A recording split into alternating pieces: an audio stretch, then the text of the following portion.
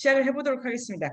이 작품은 조지 오웰이 쓴 작품이고, 조지 오웰의 작품이 선생님들 많이 보셨겠지만 결이 대체로 그러니까 밑바닥 생활, 그리고 타자에 대한 문제, 삶의 고결함 이런 데에 관심이 많은 작가라고 생각이 듭니다.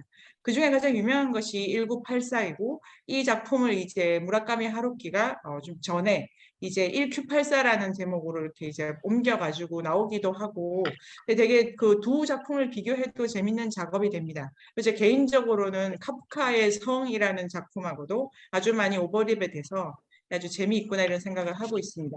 이 작품 몇 가지 아주 흥미로운 지점이 있죠. 일단 큰 주제는 조지 오웰이 생각하는 전체주의가 무엇인가에 대해서 오늘 아주 이제 구체적으로 뜯어보는 토론을 먼저 해보도록 하겠습니다.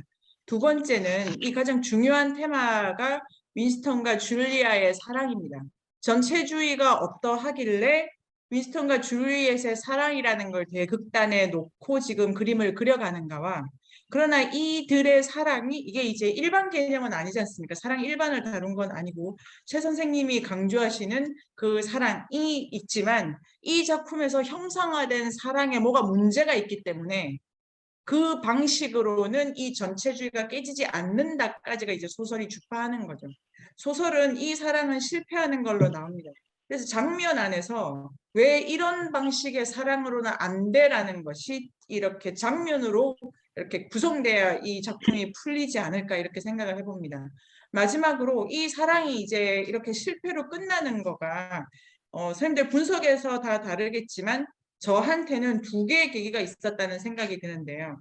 작품 중반에 하나 나오고 그다음에 마지막에 그 G 사건이 있지 않습니까? G 사건이 이제 너무 선명한 거죠. G 사건이 이 사랑의 본질에서 무엇을 보여주는가?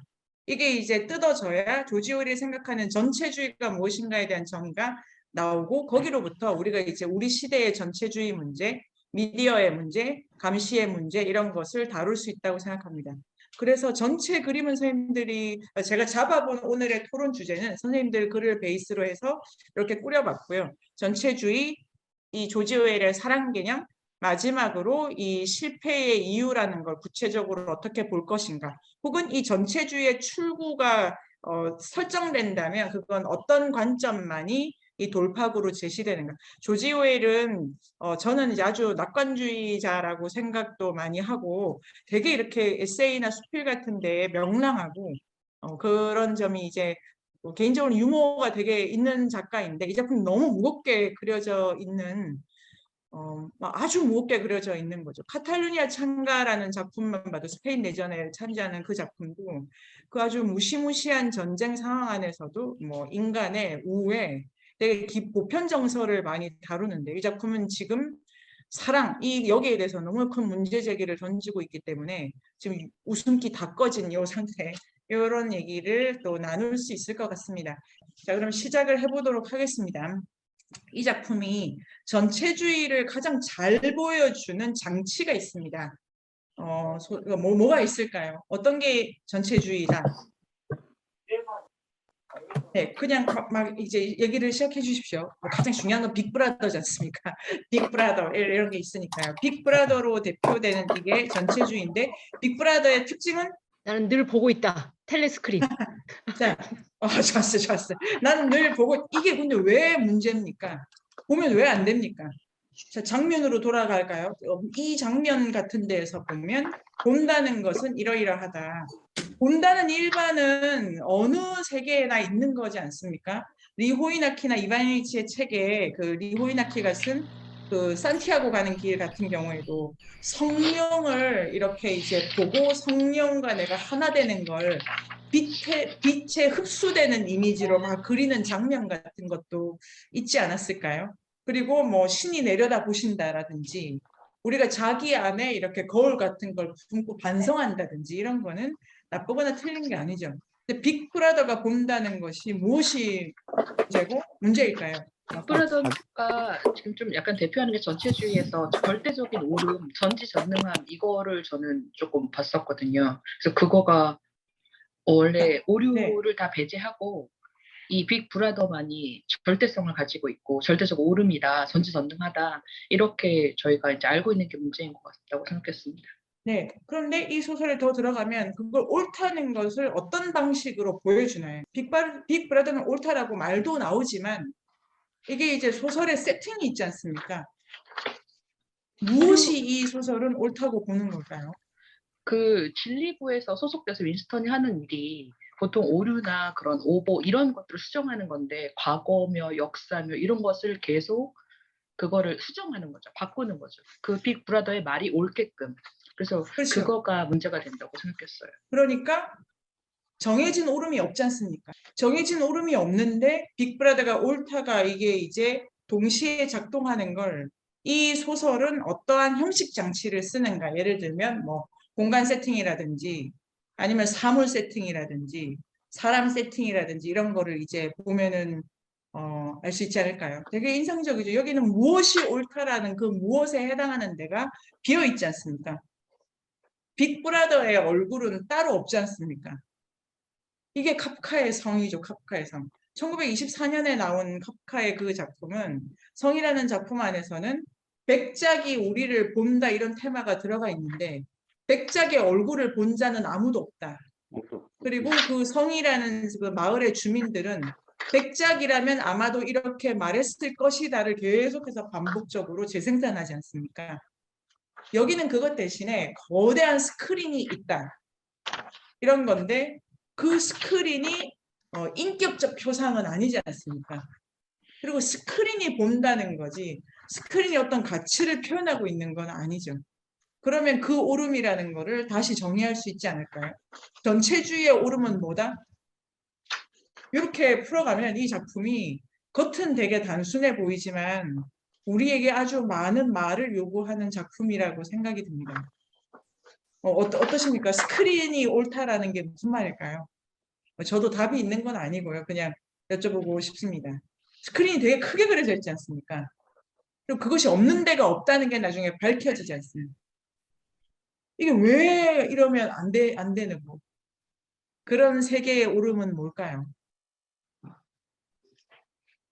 이 인류학 세미나 이 다음 시즌이 정치인류학이고 그 시즌에 선생님들 같이 많이 같이 못하시겠지만 피에르 클라스트라는 사람이 쓴 국가에 대항하는 사회라는 책이 있습니다. 그 책의 어떤 부분이 되게 조지 오웰의 이 작품 제가 오늘 읽어서 그럴 수도 있는데요. 되게 많이 오버랩이 되는 부분이 있습니다. 우리가 그 지배받는다는 것의 이미지를 어떻게 가져갈 때 전체주의가 되는가. 근데 우리가 네. 옳은지 안 옳은지도 모르고 그 사람들은 당원들은 그렇게 그에 젖어서 살잖아요. 쉽게 네. 말해서. 네. 그런 이게 그러니까 어떤 판단을 할 수 없는 지경까지 몰고 가는 그런 우리에게 사고작용을 멈춰서 다른 것을 채워 넣음으로써 그 자체가 오름이 되어버린 거지. 이게 옳다 네. 틀리다라는 구분은 떠나서 그게 전부인 세계를 만들어버린 거잖아요. 그게. 그래서 네. 스크린이 무서운 거잖아요. 요게 반드시 돌파가 제 생각입니다. 이게 돌파돼야 왜 이런 방식의 사랑으로는 윈스턴의 방식으로는 이 세계가 이 세계를 멈추지 할 수 없다는 결론이 나올 것 같다는 생각을 해보게 됐어요. 맞아요. 오름 자체가 작동하는 세계. 음, 오름이 뭐가 이런 거를 다루는 세계가 아니라 오름 자체가 음, 그것 자체가 법이 되는 세계. 음. 있음 자체가 권력이 되는 세계. 자, 여기서 더 구체적으로 이미지를 가져가 보면 또 어떠세요? 네. 아니면 다른 걸 더 붙여볼까요? 네. 또 어떤 거가 좀, 네. 그게 저는 이제 막 여러분 말 안 하시니까 제가 막 던지는 거예요. 2 플러스 2가 네. 너무 무섭잖아요. 2 플러스 그렇죠, 네. 2가 2 플러스 2가 분명히 사였는데 2 플러스 2가 사라는 걸 틀리다는 생각 자체가 없이 그냥 2 플러스 2가 5라는 걸로 주입되는 사예요. 그게 오름 자체잖아요. 그런데 네. 지식인이라도 나는 분명히 2 플러스 2는 사였는데 그럼 내가 알고 있는 사가 맞는 사일까? 어디다가 그거를 자기도 모른다는 거잖아. 그게 전 정말 소름 끼치더라고요.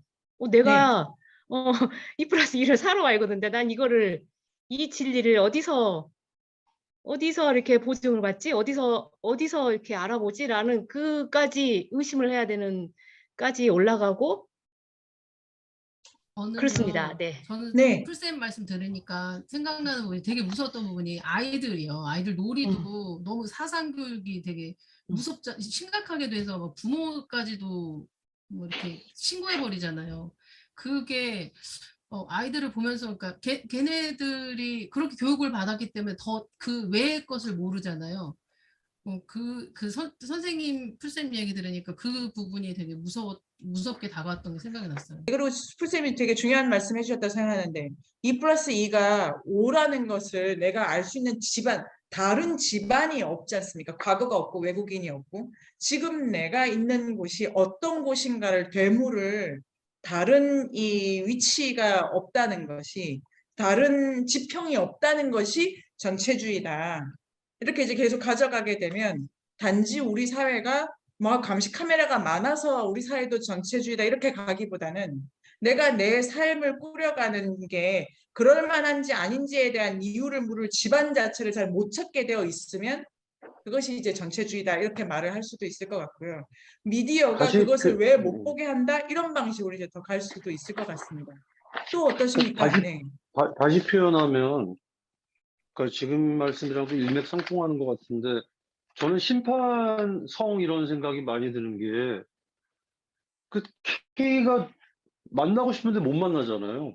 네. 도대체가 정체가 뭔지도 모르는데 지금 이 전체주의 상황도 빅브라더는 그냥 있는데 도처에 있는 것 같은데 인격도 아니고 어떻게 접촉할 길이 없어요. 그러니까 그 카프카의 작품에서 K가 늘 미로를 헤매듯이 이 주인공이 윈스턴이 여기와 뭔가 접점을 찾을 수가 없지 않습니까? 뭐 대항을 하든 뭐 그 논리가 2+1은 나라는 4라고 말을 하려고 해도 그 카프카에서 K가 미로에서 결국은 그 백작과 못 만나고 끝내 못 찾듯이 빅브라더를 만날 길이 없는 세상이죠, 이 세상은. 그래서 저는 이거 너무 정말 뭐 다 읽는 분들 다 그러셨겠지만 너무 마음이 갑갑한 게 아니 도대체 싸울 대상이 어딘지 모르겠고 지금 원 선생님 말씀하신 대로 네. 2+2가 나는 4가 맞다고 주장할 거기 어떤 실체의 마지막 부분 그러니까 마지막에 그 논리와 싸울 수 있는 그 논리의 극점을 평생을 못 만날 것 같아요. 저 빅브라더를. 네. 그러니까 미로만 헤매다 말 것 같거든요. 네. 저는 그 지금 최 선생님 아주 중요한 말씀을 하셨다는 생각을 또 해보는데요. 이 싸울 대상이 없는 거예요. 왜냐면 그 대상이 인격화되어 있지 않고 지정되어 있는 대상이 아니지 않습니까? 그럼 전선을 그릴 수 없게 지금 계속해서 문제가 전개되는데 예를 들면 선생님들 기생충 우리 많이 보고 했는데요. 그 작품도 그런 생각이 좀 드는 부분이 있었던 것 같아요. 싸울 대상이 그려져 있지 않는 거기는 선한 자도 없고 악한 자도 따로 없지 않습니까? 거기 뭐 박 사장이 못돼서 죽고 이런 게 아니지 않습니까? 전선을 그을 수가 없는 세계가 계속해서 확대가 되고 이게 이제 왜 일기를 쓰는 것이 위험한가? 일기는 자리를 지정해버리기 때문에 몇 월 며칠 나 이렇게 자리를 지정하면 그 자기의 자리 위치 값으로부터 거리를 잴 수 있지 않습니까? 멀고 가깝고라도. 그런데 자리를 지정할 수 없을 만큼 내가 어디 서 있는지가 계속 안 보이는 데가 이제 미로 같기도 하고 답답하기도 한 이런 갇힌 느낌을 주는 거고 그런데 이제 오늘 도달해야 되지만 전략적으로 적을 지정하는 방식은 안 된다고 하는 게 아닐까요? 그게 이 작품이 제가 그 다시 읽었을 때 이거구나 이라는 생각이 이제 오늘 들었는데요. 그렇다고 해서 그러니까 예를 들면 이 빅브라더는 틀렸기 때문에 좋은 어떤 정부를 찾아가는 이런 전략을 지금 이 작품은 아니다라고 말하는 게 아닐까요? 그 반군에 갔던 게 패착이었지 않습니까? 오브라이언을 자이발로 찾아간 거였잖아요. 물론 거기서 알고 있었지만 근데 거기는 대단히 중요한 분기점이 될 수도 있을 것 같은데요. 전체주의 얘기를 좀 더 해보겠습니다. 네, 전체가 뭘까요? 네, 강평선님. 근데 제 생각에는 거기서 보면 그 뒷부분에서도 윈스턴이 이제 거의 죽어가면서도 아니 그 빅브라더가 있긴 있냐고 되게 질문을 하잖아요. 그러니까 너무 궁금한 거예요. 말씀하신 대로 도처에 있긴 감시를 하는데 그 실체가 없는 것들에 대해서 얘기를 하고 그게 이게 지금 잘못된 이야기를 하기 때문에가 아니라 학계만 얘기를 하는데 거기에서 보면 그 어떤 물품에 대해서도 얘기할 때도 승리 담배를 피우고 승리 주를 마시고 거기서 정해준 어떤 원칙 같은 것들을 하고 시간과 공간이 이제 딱 그 단절됐다고 하는 것들이 나중에 이제 그 감옥 유치장 아무튼 거기 갔을 때도 보면 지금 며칠이 지난지 모르겠다고 얘기를 하잖아요. 처음에 일기를 썼을 때는 자기가 기준점이 있어서 언제부터 갈 수도 있고 이런 것들을 하는데, 그러니까 이제 그 인류학에서도 보면 우리는 그러니까 과거로부터 어떤 받아온 것들을 통해서 또 미래의 그 후손들을 남겨줄 어떤 것들을 하고 있는데, 또 과거를 전부 다 바꿈으로 인해서 그걸 단절을 시키고 또 미래에 있는 것들로 단절을 시켜서 여기에 있는 것들이 무엇인지 지금 그 기준이 어디 있는지 아니면 지금 내가 언제쯤 있는지 자체에 대해서를 이제 없애버리고, 그 다음에 이게 그 슬로건이라는 것 자체가 그래서 이제 대화가 아니고 슬로건이라는 정해져 있는 거잖아요. 딱 그걸 따라야 되는. 그러니까 우리가 뭐 칠판을 딱 본다 그러면 그 칠판에 있는 게 정의가 되는 거잖아요. 예를 들어서. 그러니까 그런 식으로 그게 도처에 있기 때문에 그 생각이 이제 맞냐 틀리냐 그게 그것이 진리 굉장히 훌륭한 생각이라 하더라도, 근데 그 만든 사람들은 그게 훌륭하다고 생각한 거잖아요. 어쨌든 그렇게 돼야 된다고 개조를 해야 된다고 생각하지만 실제로 그런 거는 없다. 그걸 일단 얘기를 했던 것 같아요. 저는 그 승리 담배 이것도 그 장치가 뭔가 계속 그 장치가 있지 않았나라는 생각이 들더라고요. 네. 말 듣고 드는 생각은, 궁금한 건 그거였어요. 이제 약간 프레임을 잡아주신 게 전체주의의 오름은 뭐뭐다라고 했을 때 근데 이제 그 전체주의적 오름에 타자가 없다고 좀 말씀을 하신 게 좀 인상적이었거든요. 그러니까 비교 대상이 없고 싸울 무언가가 없어서 전선을 긋기 힘들다? 제가 좀 잘은 이해는 못하겠는데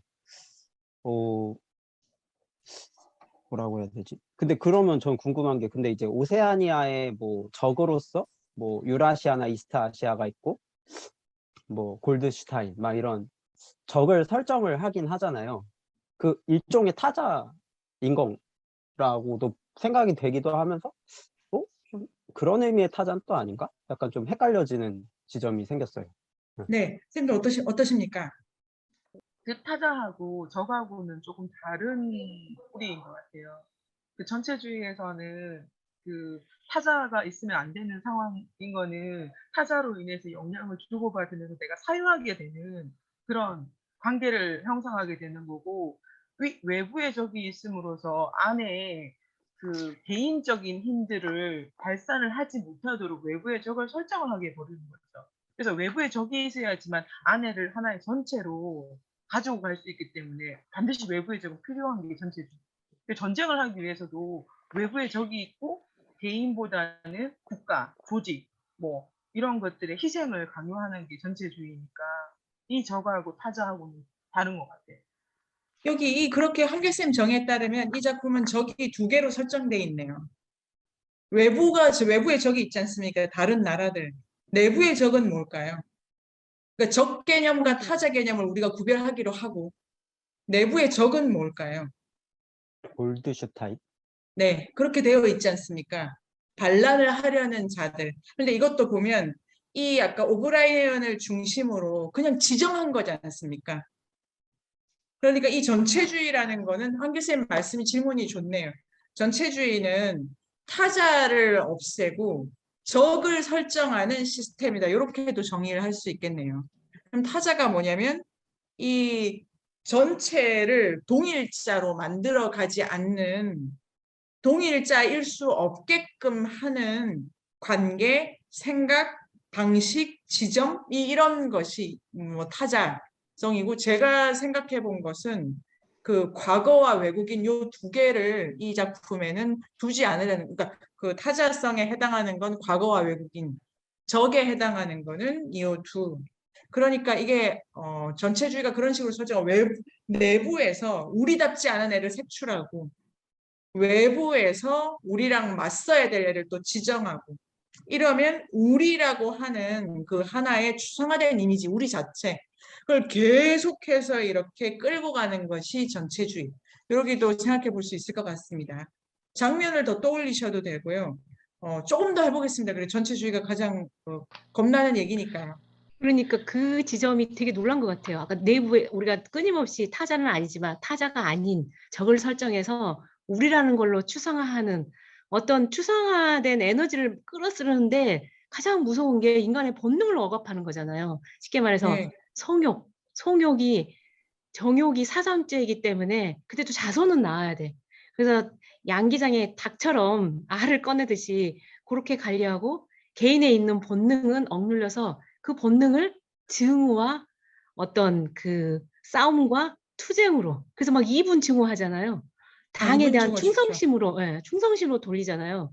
그런 기세가 되게 무서웠어요. 그러니까 우리 사회도 어떤 우리의 자연스러운 본능 같은 거를 어디선가 계속 억누르면서 그거를 전체주의로 에너지로 가져가고 있는 게 아닌가. 특히 요즘 같은 날 정치판에서 정말 너무 무서워요. 네네.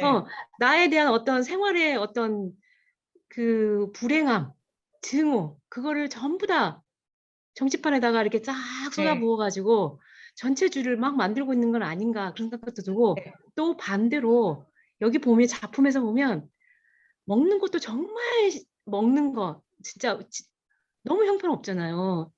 이 시대가 어떤 시대인지 모르겠지만 기술이 그렇게 발달한 시대처럼 보이는데 텔레스크린이 곳곳에 있으면 도대체 얼마나 저기 한 거야. 근데 먹는 거, 뭐 돼지 죽도가 이상한 거 먹고 입는 거 보세요. 거의 거지처럼 다 있고 다 모든 욕망을 정말 아무것도 안 기르는 시대에 그 힘을 당에 대한 충성으로 한 반면 우리 시대는 먹방 보세요. 먹방. 너무나 또 과도한 성욕 하는데도 또 전체주로 가고 있어.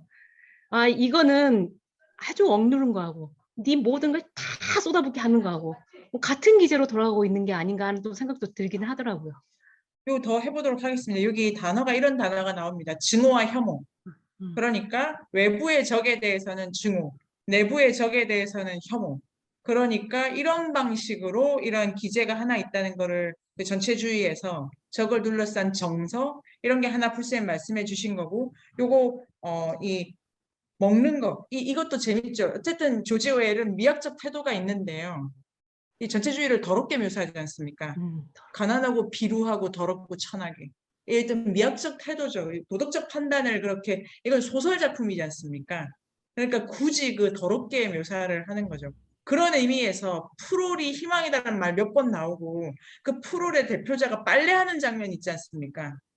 근데 그것도 다시 재고해야 됩니다. 프롤의 희망이 있는지 없는지는 그 장소 자체가 그렇게 깨끗하게 묘사되어 있지 않기 때문에 그것도 오늘 그 프롤의 빨래하는 그 여인을 어떻게 해석할 것인가 이런 것도 있고 다시 돌아가면 이 사랑에 대한 얘기를 그러면 여기서 이제 조금 하고 나중에 또 하고 싶은데요. 사랑의 메커니즘이 있습니다. 왜 생식을 위한 사랑만 허용하고 다른 어떠한 쾌락도 금지해야 되는가를 그 페이지에 딱 나오지 않습니까? 그 메커니즘 기억하십니까? 그렇게 해야 이게 됩니다. 왜?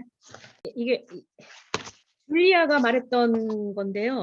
사랑 행위를 하게 되면 힘이 빠지게 되고 그 다음에는 기분이 좋아져 세상이 즐겁게 느껴지지요. 당은 사람들의 이런 느낌에 참을 수 없을 테지요. 당은 항상 에너지가 충만해 있기를 원하지요. 행진을 하고 고함을 지르고 깃발을 흔드는 이 모든 것들이 단순히 성행위에 애국된 형태들이지요. 우리가 내면적으로 행복하다면 빅브라더, 3개년 계획, 이분 증오와 같은 빌어먹을 썩은 것들에 대해 왜 흥분하겠어요? 네. 그러니까 이게 이게 다 연결되어서 우리 생각할 수 있지 않을까요? 타자성이라는 거는 사랑의 행위를 통해서만 경험되고 그리고 이 좀 더 말씀을 우리가 나누게 되면 이 윈스턴이 물질적이고 감각적인 걸 되게 많이 묘사하고 있지 않습니까?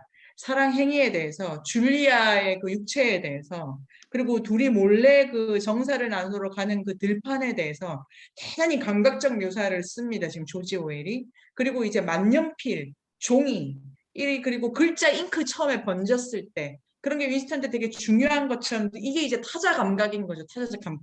반드시 나 아닌 것과 이렇게 접하게 되는 물질적 감각을 윈스턴이 이렇게 붙들었기 때문에 사랑이 일어나는 것처럼 이제 페이지가 전개되지 않습니까?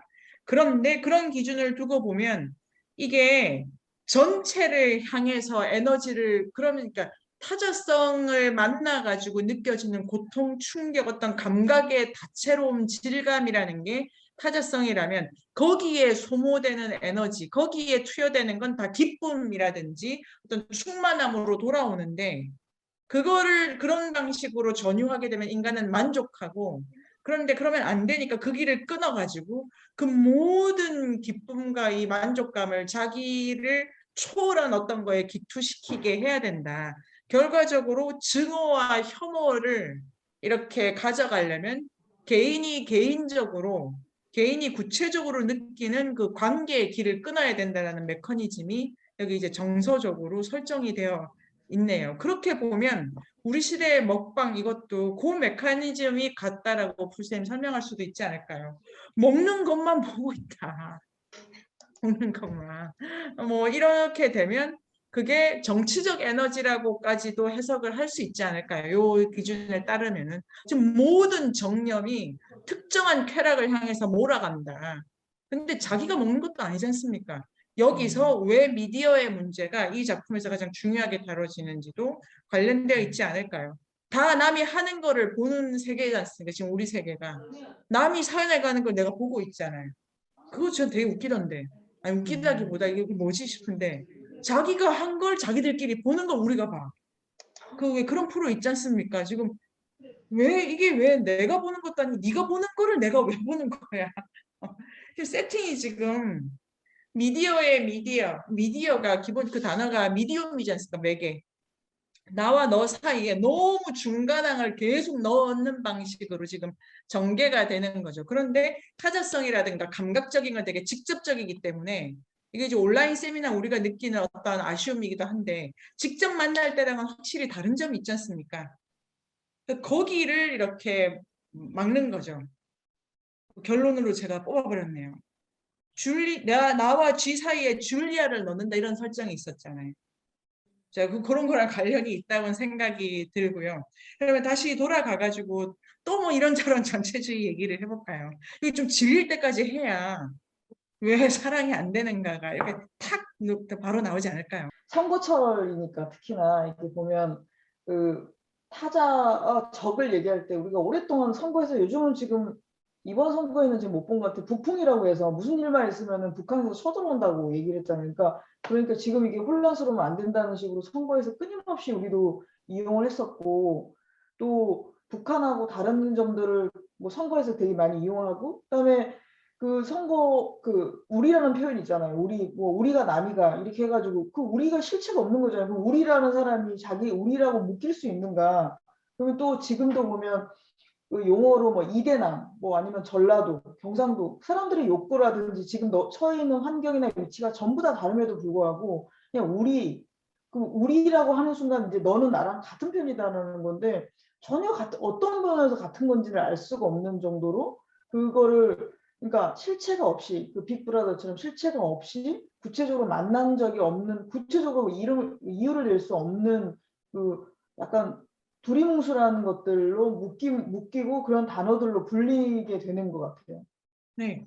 그러면 여기서 언어 얘기를 좀 더 해볼까요? 그게 지금 쌤 말씀하신 것처럼 안보나 뭐 강평 이렇게 있는데 그 자체를 우리 이렇게 하는 차원의 문제지 않습니까? 이 세 개가 그 이반일치가 말하는 것처럼 1984 전체주의의 가장 큰 특징은 이 사전 편찬에 있는데요.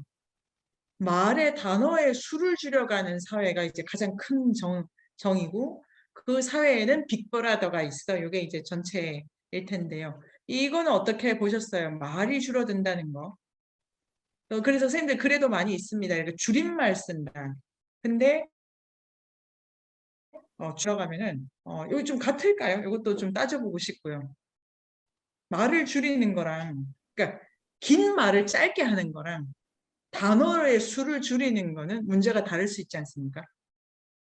네. 어떠세요? 이 사전 그거는 네. 이제 혜영 선생님이 그 써주셨던데 그 줄이는 거에 대해서도 약간 미묘하게 좀 차이가 있기도 한 것 같아요. 그러니까 긴 거를 뭐 예를 들어서 남부터미널인데 남터 그다음에 막 이렇게 막 줄여서 결국은 이 사람이 물어봐야 돼. 그게 뭐야? 남터가 뭐야? 그러면 남부터 더 길잖아요, 사실. 처음부터 남부터미널이라고 하면 되는데 몇 번을 얘기를 하게 되는데 그게 줄이는 게 어떤 경제적으로 더 많은 그 짧은 시간 더 많은 얘기를 하려고 한다기보다는 그거를 아느냐 모르냐로 그 어떤 그룹을 나누려고 하는 것 같아요. 그러니까 뭐 나는 젊은 사람들이니까 아니면 거기 그런 용어를 내가 알아들을 수 있어라는 걸로 뭔가 그걸 계급은 아니라도 어떤 그런 사람들끼리 어떤 그룹핑이 지금 달라지는 거려고 하는 것 같고 그 단어가 조금 줄어드는 거는 조금 다른 게 전체적으로 여기서 아주 명확하게 사고의 영역을 줄이는 거라고 얘기를 하잖아요. 근데 사고의 영역을 줄이는데 예를 들어서 뭐 굿, 베스트, 뭐 베러, 베스트 이렇게 해야 되는데 뭐 언굿 뭐 이렇게 한다든지 없는지 그러니까 없는 단어를 사실 그러니까 신어잖아요. 그러니까 많이 있는 것들을 줄여서 하나로 만드는 게 아니라 그런 것도 있죠. 엑설런트 뭐 이런 게 있으면 뭐 좀 줄일 수도 있는데 그러니까 아예 새로운 언어를 만든다는 것 자체가 저는 그 뒷부분에 나와서 그 잡혀왔을 때 깍지를 끼고 가만히 있으라고 하잖아요. 그러니까 되게 부자연스러운 거잖아요. 우리가 잘 때 만약에 굉장히 커져가지고 자는 건데 뭐 잠꼬대를 할 수도 있고 또 그냥 아무렇게나 할 수 있는데 그 많은 그 고문 장면에서 보면 앉을 때 자세를 꼭 깍지를 끼라고 한다든지 그 자기 뭐 그 허벅지 밑에다가 그 저기 손을 놔라고 한다든지 그런 식으로 그러니까 그걸 신경을 쓰게 되면 이게 뭐랄까 그렇게 해야 된다고 생각하면 모든 것들이 일단 제압당하고 시작하는 게 있잖아요. 그 사람이 시키는 대로 이렇게 주도적으로 해야 되는 거죠. 내 사고가 끊어지는 것도 있고 또 과거에 그렇게 해오지 않았기 때문에 과거의 언어들도 없어지는 거고 그 해석할 보호가 되는 것들 자체가 그런 식으로 뭔가 좀 더 사고의 영역을 아무튼 줄이는 사고 걸로 영역. 가는 것 같아요. 그러니까 사고 영역을 줄인 거와 관련해서 여기서 보면 동사가 없어졌다 그러잖아요. 이반일치도 동사가 사라진다고. 근데 보면 형용사, 부사도 사라지고 명사화 됐다. 네. 근데 그 말 나와요. 그러면서 미묘한 차이를 다 없애버렸다. 우리 형용사 표현 보세요. 노랗다도 누렇다, 노랗다, 누리끼리 정말 많잖아요. 근데 타자성이라는 거는 늘 차이를 직접성, 관계성이라는 게 우리가 차이를 느끼는 감수 능력도 연관되고 차이잖아요. 근데 이 전체주의 세계는 차이를 다 말살해버리고 좋다도 그냥 굿 하나만 남겨놓는 거죠.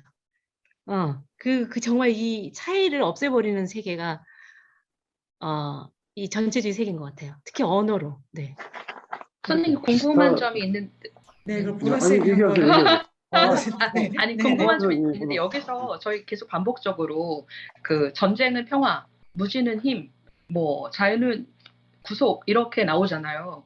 이것도 사실은 뭐 동사를 굉장히 뺀 그 명사 이런 부분이잖아요. 이렇게 짧게 함으로써 좀 지배력을 강화하는 그런 효과가 있지 않을까 싶다는 생각이 지금 언뜻 지금 들었거든요. 그리고 또 하나 이게 정말 길고 다양하고 풍요로운 것들은 저희가 다 기억하기 사실 어려움이 있잖아요. 저 인간의 의식의 한계가 언어를 받아들이는데 근데 이런 표어처럼 짧게 주어졌을 경우 이게 굉장히 조금 더 강렬하게 남게 되고 의식에서 그렇기 때문에 그 신호도 이런 것들을 좀 더 강조하는 부분이 있지 않나 싶고 아까 강평쌤이 미묘한 차이 말씀하셨잖아요. 그러니까 전체주의는 그 미묘한 차이를 되게 감각하지 못하게 조금 하는 것 같아요. 동일성 이런 것들로 동일하게 모든 인간이 다 똑같이 받아들여라는 것을 조금 명령하고 있잖아요. 피라미드 구조 형식으로 위에서 정체도 그게 뭐 제도가 될 수도 있는 거고 아니면 언어가 될 수도 있는 거고 어떤 우리 개인으로 봤을 때 의식이 저희를 또 이렇게 맨 위에서 지배하고 있는 걸 수도 있고 그러니까 그런 거로 봤을 때 이런 동일성과 개별성을 양측으로 두고 이 개인의 그 인격, 그 개별성, 개인성을 이거를 없애는 작업을 하는 게 가장 큰 전체주의 문제가 아닌가. 어떤 내가 절대적인 옳음만을 향해서 그들이 주장하는 그거로만 향해서 우리를 끌고 가는 거, 권력을 계속 유지하고 싶어서 그런 게 가장 문제가 아닌가라는 생각이 들었습니다. 네. 제 생각은 선생님 말씀하신 게 다 좀 비슷하긴 하지만 이제 선생님께서 언어에 대한 말씀하셨잖아요. 그래서 언어에 대해서만 얘기하자면 그 방금 얘기한 거와 초반은 맞습니다. 그 뭐 노르스름 하다 아니면 우리가 어떤 예쁜 여자를 대했을 때 단아하다, 청순하다, 뭐 무언가 매력적이다 이런 말이 그냥 이쁘다 하나 정도로 통일돼 버리면 우리가 타자에 대한 감각, 아까 선생님 말씀하셨지만 타자에 대한 감각은 결국은 우리가 이미지로 형성한 다음에 머릿속에서 언어를 만들어내고 또 그것이 심지어는 글자로 표현되고 하는 것이기 때문에 타자에 대한 감각성이 무지하게 줄어들게 되니까 전체주의의 맥락에 맞아떨어지는 방식일 테고 약자는 좀 다른 것 같습니다. 글자를 생략하는 거는 선생님들마다 생각이 다르시겠지만 그냥 저한테 개인적인 감각으로 느껴지는 거는 예를 들어서 영국 사회주의를 영사라고 축약을 해버리면 영국 사회주의를 듣는 순간 우리 뇌는 영국을 떠올려서 영국이란 나라 사회주의 하면 사회주의? 아, 사회주의가 뭐였지?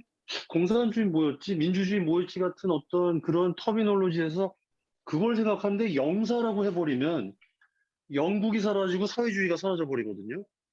그래서 그게 뭐 여러 가지 의미가 있겠지만 그런 피력에 의해서 원래 글자가 갖는 그 뜻이 사라져 버리고 하나의 굳은 용어가 그냥 용어로서 그냥 사용하는 어떤 그런 거로 굳어버리니까 원래 그 풍성한 의미가 다 사라져 버리고 그래서 뭐 예를 들면 남부 터미널도 심지어는 남부의 터미널일 수도 있고 남부의 서쪽 터미널이고 모든 여러 가지 그 베리에이션이 가능한데 그걸 약자로 남터라고 하거나 고속터미널을 고토라고 하는 순간 고속, 저속 이런 풍성한 베리에이션 그러니까 어떤 언어의 변주가 다 사라지는 느낌입니다. 저는 그냥 그렇게 생각합니다. 이 좋네요. 그럼 여기서 이렇게 이 언어적 전체주의, 언어를 이렇게 이제 줄인다라는 거에 대해서 우리가 두 개의 이미지로 언어를 명사화시키는 것의 문제도 이 작품 안에 있고 하나가 약어화시키는 거에 문제가 있고 그거를 베리에이션이라고 하셨던 거를 좀 더 해보면 그게 역사성 같은 거 아닐까요? 그러면 이 소설 전체가 역사를 없애는 작업을 또 너무 많이 하고 있는 거니까 그 역사성의 소거를 여기 약어와 함께 푼다는 걸로 해가지고 좀 더 이렇게 가져갈 수도 있겠네요. 혜영쌤 어떠십니까? 혜영쌤이 쏘아올린 큰 언어. 저는 이제 네, 저도 숙제하느라 너무 바빠서 그 줄임말의 책에도 줄임말에 대해서 이제 좀 전에 최명재 선생님이 말씀하신 대로 여러 가지로 우리가 생각할 수 있는 그런 것들을 줄임말을 씀으로써 그 전체에 원래 가지고 있던 뜻을 삭제시켜 버린다 이런 내용이 나와 있더라고요. 그래서 이제 그런 것들을 떠올리면서 저도 썼는데 쓰다 보니까 이제 저의 개인 생각 마구 떠오르는 네, 생각들을 갖다가 적었는데 그게 엄밀히 말하면은 차이가 있기는 한데 이런 그러니까 아까 뭐 미묘한 차이들 그런 여러 가지로 표현할 수 있는 우리 감정들을 몇 개의 단어로 표현을 하다 보면은 사실은 내가 생각했던 거 이거하고 다른데라는 생각이 점차 시간이 지나다 보면은 그 생각 자체도 없어지면서 아, 맞아. 내가 생각했던 거는 이거였지 하고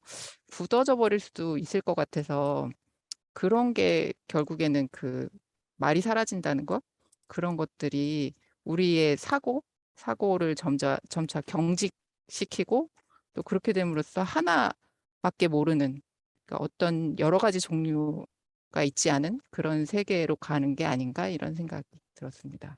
좀 전에 강필 쌤이 말씀하셨던 것처럼 뭔가 은어 만드는 거 있지 않습니까? 강필 쌤이 이제 말씀하셨던 부분은 이제 은어처럼 우리끼리 하는 말 같은 거 있지 않습니까? 그런 거 같은 거는 이 작품에는 없지만 예를 들면 이 소설을 읽은 우리가 이제 조지 오웰한테 질문을 던질 수는 있죠.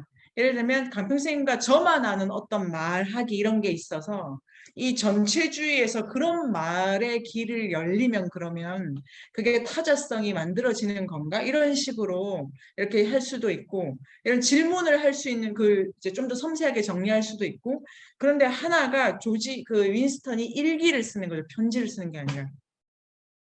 그러니까 또 둘이 똑같이 편지도 날짜를 할 수 있고 수신자와 발신자를 지정할 수 있는데 일기는 이게 지금 상황이 그런 상황은 물론 아닙니다. 그럼 줄리아랑 편지를 주고받느냐? 그러니까 육체적 관계만 남은 거지 않습니까? 게다가 윈스턴이 책 읽어주면 얘는 자잖아요. 정말 잘 안 들어. 그래서 제가 거기서 조조엘은 역시 철저해. 하여튼 되게 희한한 그 남녀 세팅인데요. 둘이 맞는 게 별로 없어요. 그러니까 둘이 그냥 욕망이 맞은 건데 실제 그래서 이게 놀라운 거고 왜 정말로 비슷하지 않은 둘을 설정해가지고 그래서 이 사랑이 가능한 이 타자성 같은 거를 보여주기도 하지만 어쨌든 줄리아의 설정 자체가 지금 뭔가 거기가 문제가 지금 제시되어 있고 그래서 안 됐다 이런 것도 생각을 해보게 되는데요. 글쓰기로는 그 강선생님 말씀하신 것처럼 요런 은어성 같은 거를 떠올리면 근데 조지 오웰은 그 정도는 생각할 수 있는 그 언어에 대한 고민을 아주 많이 한 작가인 것 같고 언어에 대해서 실제로 에세이도 있습니다. 에세이도 있는데 그러한 장면 자체가 들어가 있지 않은 걸 보면 그게 이제 예를 들면 우리끼리의 말 이런 것도 그걸로 전체주의는 돌파되는 게 아니야. 이런 문제 의식도 있는 것 같고요. 되게 비관적으로 쓰여져 있는데 출구를 어쨌든 찾아보는 지점의 언어도 있네요. 또 언어 얘기를 좀 더 해보겠습니다. 언어 얘기 중에 전체주의 얘기 좀 더 하고 이제 쉬는 시간을 가질까요?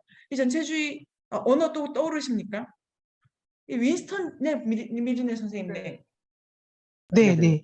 그때, 이 책에서 우리가 지금 법하면 개인의 안전에 관련된 이런 법들이 되게 많잖아요. 안전에 관련된 뭐 타인과의 나의 관계에서 나를 지킬 수 있는 것들 이런 법인데 여기서는 다 사상죄, 사상경찰 나오고 사유에 대한 범죄 행위가 가장 강력한 처벌을 받게 되는 것 같고 그런 부분에 있어서 이제 아까 역사성하고 저는 같이 연결시켰을 때 일기하고 그 역사성에 있어서 그 기록하다라고 하는 게 대단히 중요하잖아요. 역사는 기록에서부터 시작을 하는 건데 일기는 기록이 위조되지 않잖아요. 기록성을 가지고 있는 건데 지금의 역사성은 다 재해석되어서 현재 시점으로 맞춰서 과거의 기록들을 바꿔버리기 때문에 기록과 역사성이 사라진 시대에 사상의 어떤 통제를 위해서 언어를 조절할 수밖에 없는 거죠. 이게 많아지면 이 변조가 불가능하게 되니까 과거를 바꾸는 게 그래서 아마 신어가 만들어진 건 아닌가. 그래서 말을 줄인다라는 거는 통제를 위한 목적이다. 뭐 이렇게 저는 생각이 들었어요. 네, 이게 그 식민지 시대 소설 같은 거 보면은 그때 이제 이 일본어, 자 여러분 3월 17일 7시 반에는 일본어를 버리고 영어를 써야 됩니다. 라는 토론회가 있고요. 아니 그 진짜 재밌을 것 같아요. 그 식민지 말기 소설에 수업이 많이 있습니다. 많이. 말을 막 사람이 놀래면 엄마야 이런 거 하잖아요. 어머. 근데 그거를 일본어로 말해야 되는 거예요. 감탄사 이런 거. 그 다음에 너무 급하면 찾는 비명 같은 거를 갑자기 일본어로 바꾸래. 이거를 하려면, 그러니까 내가 쓰던 말 하나를 줄이거나 대체한다는 거는 거의 뭐, 그래서 그 학교 교실에 애들한테 이제 말표를 이렇게 주고, 그걸 할 때마다 그 말표를 뺏고, 말표가 없어진 애들은 교실에서 아무 말 못하게 하고, 그럼 남겨가지고 말표 없는 애들끼리 치고받고 싸우다가 누가 한국어로 비명이라도 지르면 걔가 말표 가져가고, 이런 끔찍한 장면이 소설화도 많이 되기도 하는데요. 그러니까 신호를 만든다는 것 자체가 통제인데 미래쌤 말씀하신 어마무시한 폭력이 들어가는 거지 않습니까? 그러니까 내가 사고를 계속해서 이렇게 압축해야 되고 그다음에 또 못하게 해야 되고 이런 것 자체가 너무 자 그러면 일기를 쓰는 게 사상죄지 않습니까? 그러면 역으로 그거는 왜 그렇게 될까요? 그러니까 이게 일기에 뭐를 이상한 사상을 쓰는 건 아니잖아요. 일기에 그냥 자기 생각한 거 조금 쓰는 건데 그게 왜 사상죄일까요? 지금 현재를 기점으로 모든 과거가 바뀌었는데 일기는 국가나 관료 시스템에서 개인의 일기는 바꿀 수가 없는 거예요. 기록으로 남아서 다양성으로 존재하게끔 되는 거죠. 그래서 그렇게 통제할 수 없는 영역 부분은 아예 하지 못하도록 감시와 통제가 이루어지는 거가 아닐까요? 네, 다른 선생님들은 어떠십니까? 이게 왜 사상죄일까? 그 미래 선생님 말씀이 그렇죠. 또 좀 살을 더 붙여보면 아니, 저도 이제 일기가 그 위스턴이 2+2는 4라는 거를 찾기 위한 하나의 어떤 단계로서 봤어요. 그래서 첫 번째 단계는 비밀스럽고 무의식적인 생각이었고 두 번째 단계는 일기를 쓰는 거였다라고 책에 나오더라고요. 열린 책에. 그러면서 그가 처음에 일기를 쓸 때 전율이 그의 몸에 쫙 퍼졌다. 15쪽 열린 책에서는. 네네. 전율이 그의 몸에 쫙 펴졌다. 종이에 뭔가를 적는다는 것은 중대한 행위였다 나오더라고요. 그래서 쓰는 거는 그 언어는 정말 압축할 수도 있고 뭐 약어로서 뭐 만들 수도 있고 이미 현실에서 떠난 거지만 일기를 쓴다 하는 행위는 굉장히 보다 더 구체적이고 신체하고 관련된 행위겠다. 어떻게 보면 쓴다는 것 그 자체가 물론 언어로 쓰지만 쓴다는 것 그 자체가 어떤 신체적인 활동으로서 어떤 감각적인 세계를 깨우는 게 아닐까 그런 생각이 들어서 우리가 그 표현도 되게 좀 나왔어요. 여러분 기억하시죠?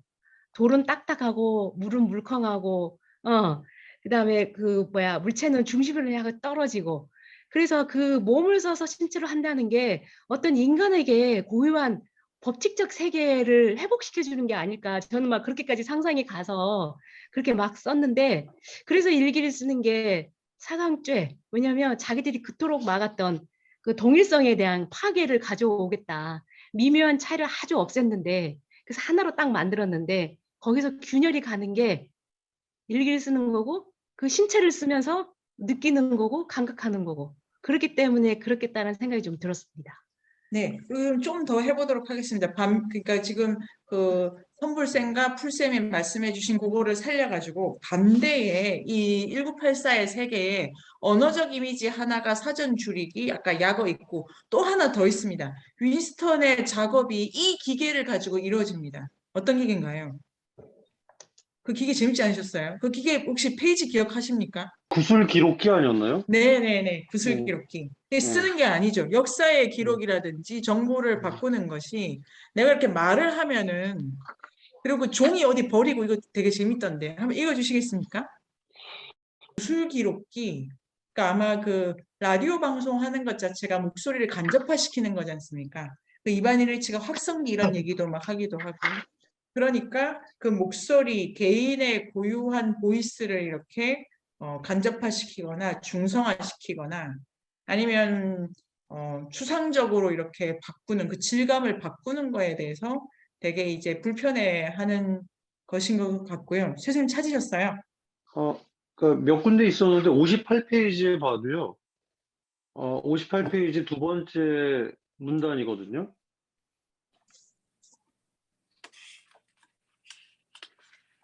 그러니까 열린 챕터이고요. 읽어보면 윈스턴은 잠시 생각에 잠겼다가 구슬 기록기를 몸쪽으로 당기고 빅브라더와 비슷한 말투로 구술하기 시작했다. 빅브라더는 군대식에다 현학적인 말투이고 질문을 하다가 돌연 그 질문에 답변을 하는 동지들 우리는 이 사실에서 어떤 교훈을 얻었는가 그 교훈이란 그것은 또한 영사의 기본적인 원리 중 하나인데 그것은 등등 기교를 부렸기 때문에 따라하기 쉬웠다. 뭐 이렇게 구술 기록기를 윈스턴이 사용하는 장면이었습니다. 네. 네. 그러니까 이게 그 지금 이 목소리가 다 이렇게 이제 비슷한 방식으로 말해지기도 하고 그걸 처리하는 데가 따로 있기도 하고 뭐 대충 이제 쓰는 종이 어디 구멍에 버리기도 하고 그게 역사를 쓰는 작업이고 수정하는 작업이다라고 하니까 이미 그 단계에서부터 이 자기라는 게 이렇게 이제 없어지는 거죠. 그러니까 전체주의는 내가 어느 자리에 있든지 전체를 위한 부속품으로 있게 되는 거고 그게 내가 어떤 것을 위한 부속품인지 뭐 어디에 있는지도 파악되지 않는 데에서 그 자기의 그 데스크만 가진 걸로 이렇게 이제 이미지화되어 있습니다. 그러면 여기서 이제 좀 더 해보면 기계 이미지에 대한 얘기도 좀 더 해볼까요? 전체주의에 대해서 예를 들면 많은 작가가 다루죠. 전체주의에 대해서. 이게 이제 뭐 가장 대표적인 작가가 아까 이제 그거밖에 몰라서 제가 그런 거고요.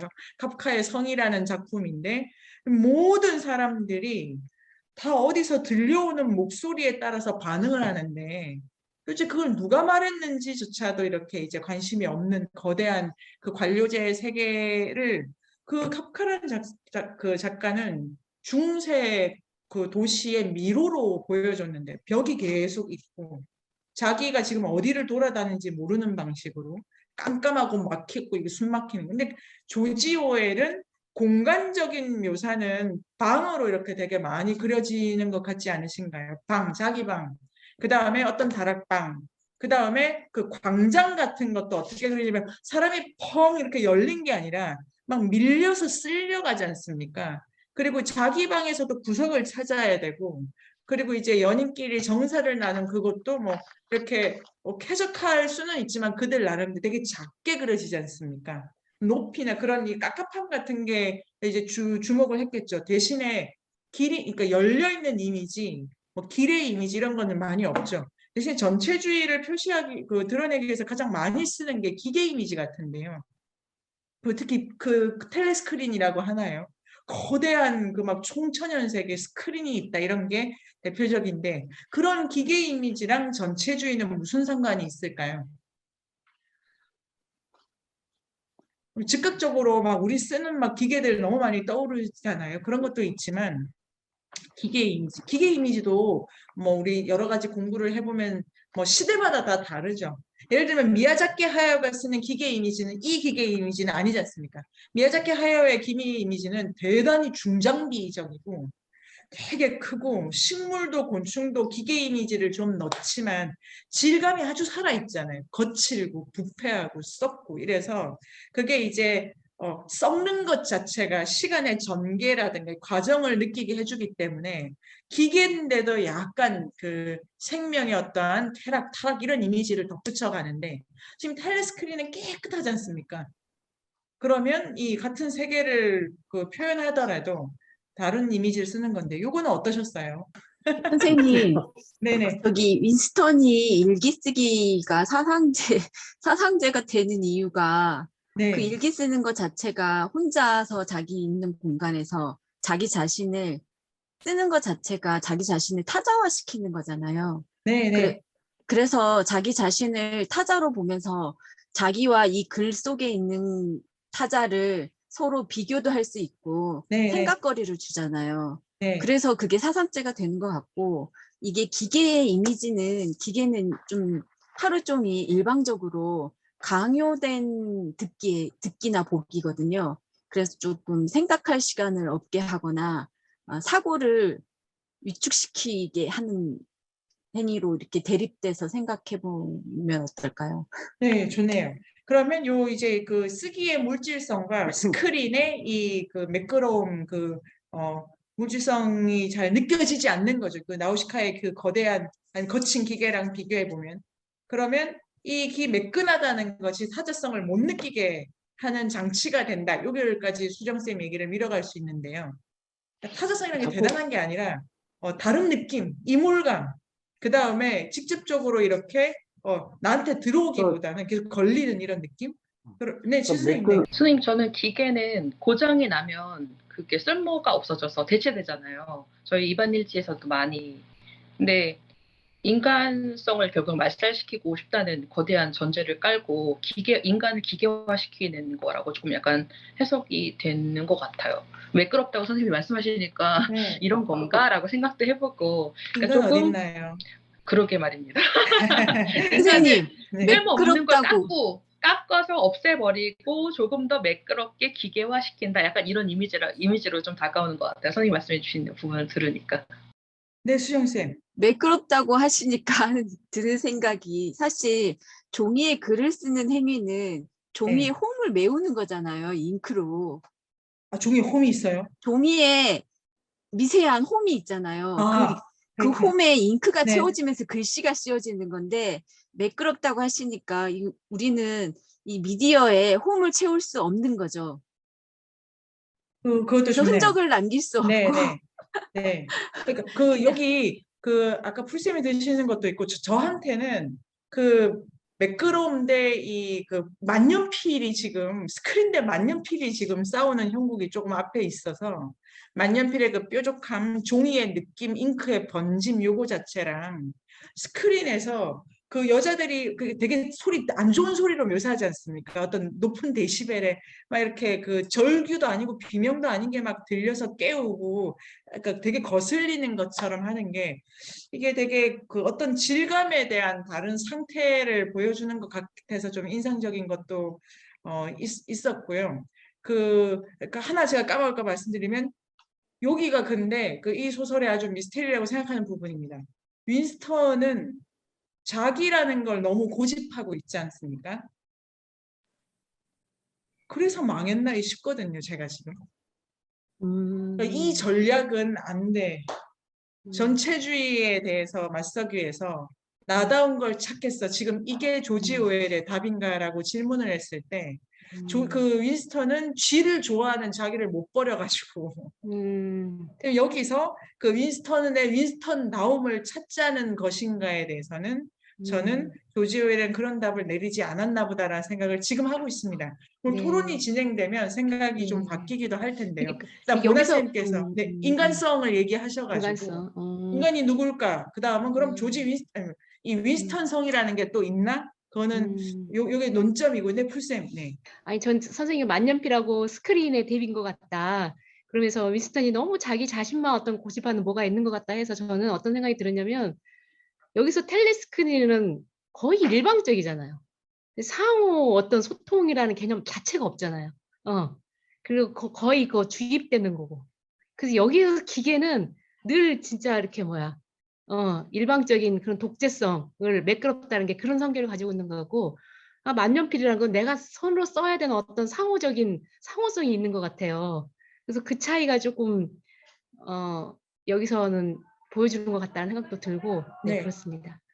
우리가 보통의 기계에 대해서 가진 이미지 중에 기계는 중성적이다, 쓰는 사람 마음이다 이런 거 있지 않습니까? 근데 조지 오웰의 이 작품은 중성적인 것 자체가 정치적인 것이고 라는 이런 메시지도 들어가 있다는 생각이 좀 들기도 하고요. 그래서 이제 그 기기에 대한, 그러니까 전체주의에 대한 이미지 중에 그 매끄러운 감각, 요거에 대해서 아주 주목할 수 있다는 생각도 들고, 헌재 선생님께서 헌재 선생님 그 과제에 보면 이런 나오지 않습니까? 이 미디어 앞에서 헌재 선생님이 얼마나 이렇게 감정 네, 노동 네, 112에 대한 감정 근데 노동에 그걸 제가 대해서. 마음이 아파가지고 선생님 어떻게 이러기도 했는데, 황철 쌤이 어떻게 이 작품의 전체주의 같은 거에 대한 어떤 실감이랄까? 황철 쌤 어떻게 보셨는지 궁금합니다. 우리 콜센터 직원들 보면은 감정 노동에 시달린다는 게 이해가 돼요. 왜냐하면 늘 그 같은 그 전화상이나 어떤 직접 손님들을 대면을 할 때 어떤 가면을 쓰고 응대를 해야 되잖아요. 불쾌한 표정을 짓는다든지 목소리가 저음이라든지 너무 하이톤으로 하면 또 안 되잖아요. 늘 상대방이 듣기 좋은 어떤 파나 솔톤으로 이렇게 이야기를 해야 되고 밝은 표정으로 늘 명랑한 표정을 지어야 되잖아요. 뭐 우리 비행기를 타더라도 스튜어디스들이 항상 친절하게 어떤 이 자세부터 표정부터 어떤 이렇게 제복, 유니폼을 다 착용을 하잖아요. 어떤 이제 그런 모습들이 어떤 그런 사회가 또 어떤 그런 걸 요구하는 것 같기도 하고, 그러면서도 또 어떤 개성을, 손님들은 모든 개성들을 다 발휘를 하지만 또 그 개성 있는 사람들을 맞이하는 그 집단에서는 그렇지 않죠. 실제적으로는 그렇게 하지 못하는. 그렇기 때문에 저도 경찰 생활하면서 참 많이 혼란스럽죠. 근무할 때와 근무하지 않을 때 과연 나는 무엇인가, 내가 이게 이 생활을 계속 해야 되나 이런 생각도 많이 하고. 그러니까 조지 오웰도 그런 것 같아요. 근데 저는 이제 끝에 조지 오웰이 승리했다라고 표현을 하는 걸 보고 저는 조지 오웰처럼 살아야 되는 거 아닌가?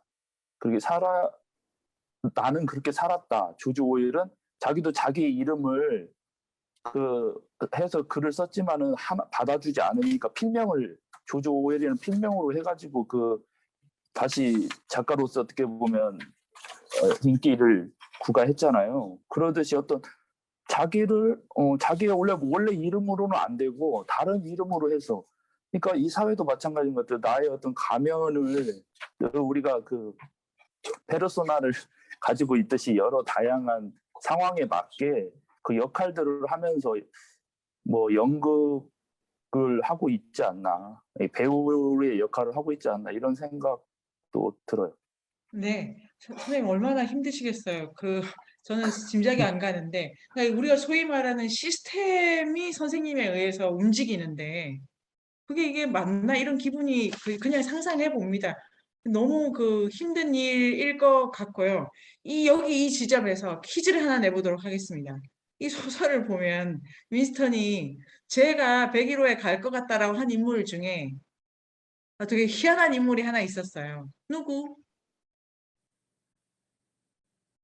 체제를 완벽하게 옹호하는데 거기 101호에 가 있잖아요. 누굽니까? 스미스? 사임, 스미스예요?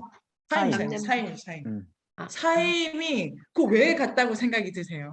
이 체제를 너무 옹호하고 있잖아. 이 체제를 기뻐해. 그런데 101호에 가. 뭐가 문제일까요? 너무 저는 그 지적이다라는 말이 나오잖아요. 너무 지적이야. 또. 선민쌤 글 보고 좀 감탄했는데, 그러니까 그 사상을 너무 좋아하는데 자기 말로 표현할 수 있는 거예요. 자기 언어로. 와, 진짜 그러네. 거기서 봤는데. 네. 그러니까 그게 체제에 완전히 합치됐는데 그게 너무 기뻐. 이게 되게 저는 그 이해하기가 어려운 점이었어요. 이게 지금 줄리와의 사랑은 안 돼. 그런데 빅브라더를 사랑하라 이렇게 돼 있지 않습니까? 거기를 완전히 자기를 포기해야 돼요.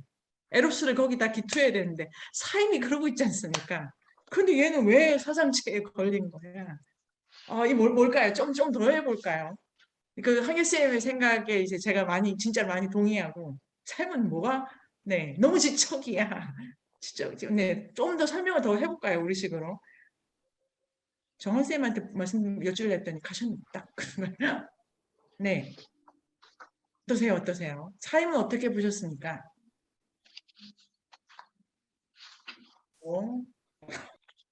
정말 옳다고 그 생각해서 사임을 설명하는 네. 문장 중에 지나칠 만큼 정확하게 관찰하고 분명하게 이야기한다라는 문장이 있거든요. 그래서 저도 그걸 읽으면서 왜 이 사람은 진짜 그 언어, 그 형용사 파트를 담당하고 있었잖아요. 그 형용사를 심지어 네, 동사로 만드는 거에 명사로 만드는 거에 이렇게 열광을 하면서 이렇게 당의 어떤 또 안 들리시죠? 들립니다. 네. 그랬는데, 이 사람은 그걸 분명하게 말할 수 있어요. 그리고 나중에는 지금은 내가 당을 추종하고 있고, 당이 옳다라고 믿으니까 따라가지만, 이게 자기의 명확한 사고하고 합치되지 않을 때 이 사람은 아니오라고 말할 수 있겠구나. 그래서 이 사람은 사라질 거라고, 짐작을 하구나. 저는 그렇게 이해를 했어요. 진진쌤 어떠세요? 진진쌤. 네, 선생님하고 비슷한데 사고를 하는 것 때문에 그게 정말 네. 옳다고 생각이라는 거를 하니까 그 이중사고라고 하는 게 이중사고를 순간적으로 이 이중사고가 일어나서 사고를 하지 않고 바로 거기로 넘어가야 되는데 그러네. 사임이라는 사람은 이게 정말 옳다고 본인이 사고를 해서 옳다고 믿기 때문에 네, 죽임을 당한 거. 대기도로 간 것 같습니다. 그렇죠. 그러니까 이게 그 체제에 대해서 아무 생각이 없을 때까지 이르는 것이 완전한 사랑에 구가하는 거고 그 체계에 대해서 반성이 들어가고 지금 있는 그 거리가 이게 포개지지 않았다는 증거가 되면서 진쌤 그것도 좋네. 여기 이제 많은 게 그 짝수를 해가지고 이중사고도 있고 이분 그것도 있고 이중사고 진쌤 조금 더 설명해 주십시오. 이중사고. 그러니까 사임은 이중사고를 하지 않기 때문에 101호에 갔다 뭐 죽게 된다 이렇게 하면 더 좋을 것 같아요. 이중사고 어떤 겁니까, 진진쌤?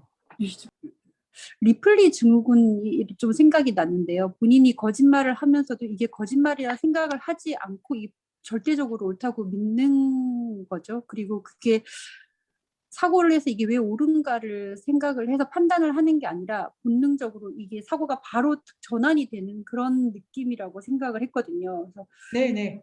2 더하기 2가 4인데 거짓말을 해서 오라고 말을 하면 안 되고 오라고 말을 하지 않으면은 이제 또 정기 고문을 당하는데 거짓말은 또 하면 안 되니까 2 더하기 2가 오라는 거를 본능적으로 사고 없이 바로 머릿속에 이제 사실 우리가 2 더하기 2는 4라는 걸 사고를 해서 4다라고 이야기를 하진 않잖아요. 본능적으로 2 더하기 2는 4라고 얘기하는데 2 더하기 2가 5라는 게 본능적으로 나와야 되는 거예요. 사고 없이.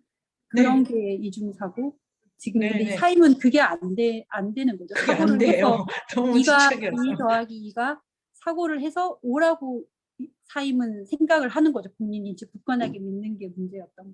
네, 요거 좋네요. 그러니까 이중사고는 이 모순에 대해서 바로 다음 단계로 다음 모순으로 직행을 하는 거지 않습니까? 내 5야, 5인데 6이래 여기까지가 이 진도에 대해서 저희가 아무런 전환을 이렇게 빨리빨리 이렇게 이제 가는 거고, 사임은 그 4에서 5로 넘어가는데 자기 판단을 계속 가져가려고 하니까요.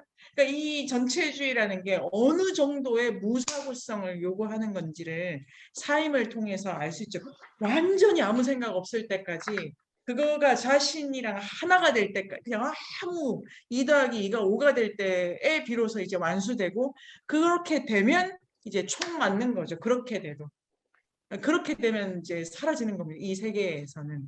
그리고 이제 완전히 그 빅브라더와 하나가 돼서 자기가 말하는 게 곧 체제가 말하는 것이 되고, 자기가 듣는 것이 체제를 듣는 것이 되고, 하나의 모순 없이.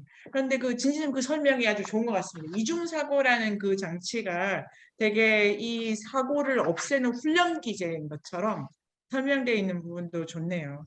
전체주의에 대한 얘기를 뭐 이렇게 이제 작품을 뜯어보긴 했는데요. 처음에 이런 설정, 그 공간적인 설정에서 뭐 스크린의 이미지, 기계 이미지, 그게 폐쇄적이고, 그리고 뭐 도처에서 사람 아닌 사람들이 붕붕 떠다니는 이런 이미지도 있었고, 그 성에너지의 기투, 그리고 이제 지성 이런 문제가 나오면서 101호, 요게 이제 대표적인 이미지가 되게 재밌었어요. 오브라이언이 거기서 또 지치고 막 이런 것도 있지 않습니까? 이 체제가 어마무시한 모순이고 어마무시한 앞뒤로 말이 안 되는 상태로 계속 이렇게 굴러가게끔, 그거에 대한 보수나 수정 자체가 없는 것이야말로 이 체제 유지의 핵심, 그러니까 옳음 자체를 어떻게 계속 가져갈 것인가이기 때문에 사방팔방 이중사고의 장치를 이렇게 걸어 놓는 거죠.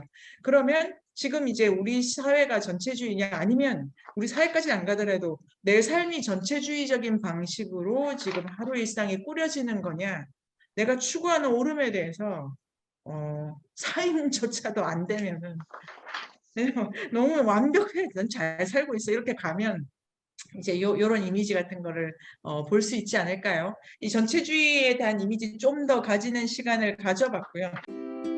네이버 검색창에 인문공간 세종을 검색하세요.